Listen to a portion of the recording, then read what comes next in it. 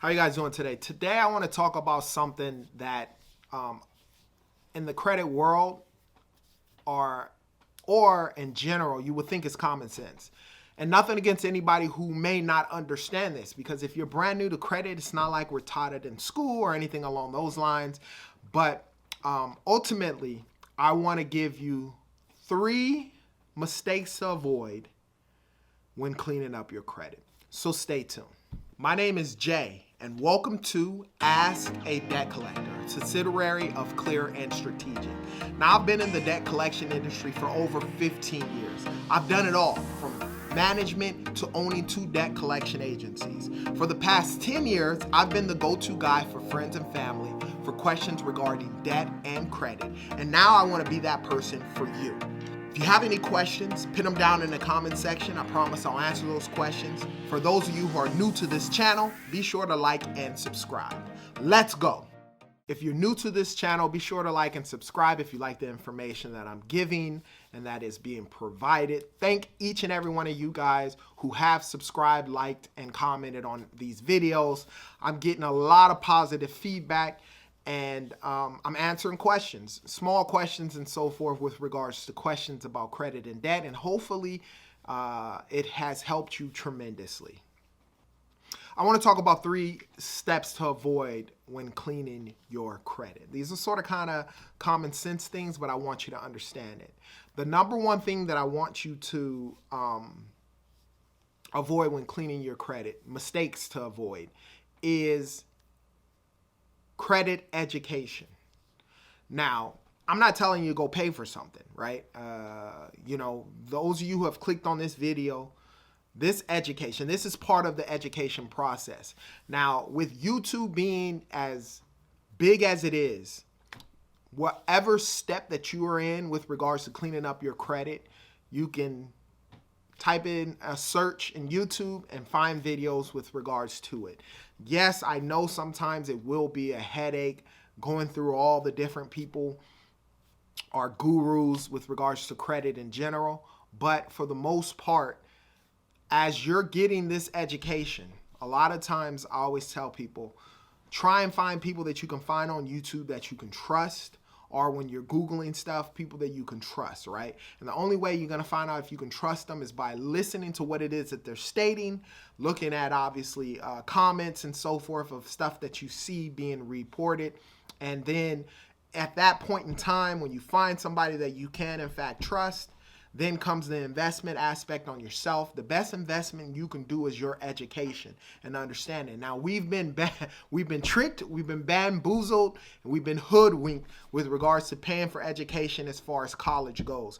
Now, I'm not knocking anyone who goes to college, because the college has its place. I would say, if you wanted to be some type of engineer, you wanted to be some type of lawyer, some type of doctor, you can't avoid going to college with regards to getting that type of education. But as we know, it is a business. So there are a lot of other subjects and so forth that you can actually study, and you pay a large amount of money, and then you realize when you get in the real world, it does not help you. But this education, this is something that you deal with on a day-to-day basis. As soon as you hit 18 years old, if you haven't learned about credit, and you get out there on your own, you realize very fast that understanding credit is the difference between not getting approved and getting approved, the difference between where your zip code will be. And obviously, the better zip code that you live in, the better education you'll have for your kids, the better education and safety you will have with regards to where you're living and so forth. And the only way that you're going to get that way or come to that conclusion is with your credit education. Invest in yourself. Make sure you understand FICO scores. You understand an installment loan. You understand a revolving loan. You understand all of the things that entail with regards to your credit report. So do not avoid paying for or getting the education, no matter how you get it, with regards to understanding credit. Number 2, not checking your credit report.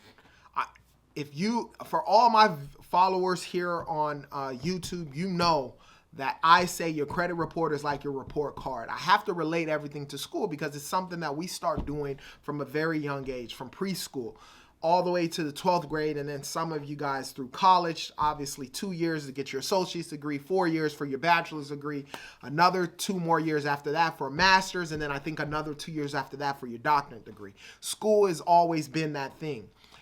When you turn 18, you have a credit profile, whether it's showing that you don't have any credit established or showing that you have negative stuff with regards to your credit report. The only way you're going to know, and I think a big mistake is how majority of us learn about our credit is once finally we get to that point where we have to finance a car or we have to try and move into an apartment.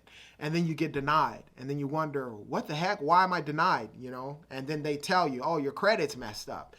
And then that's when we start looking into credit, right? And understanding credit. Unless for those of you who are fortunate out there, you had parents or you had a friend or you had somebody who educated you on your credit. The reality is you have to look at your credit report.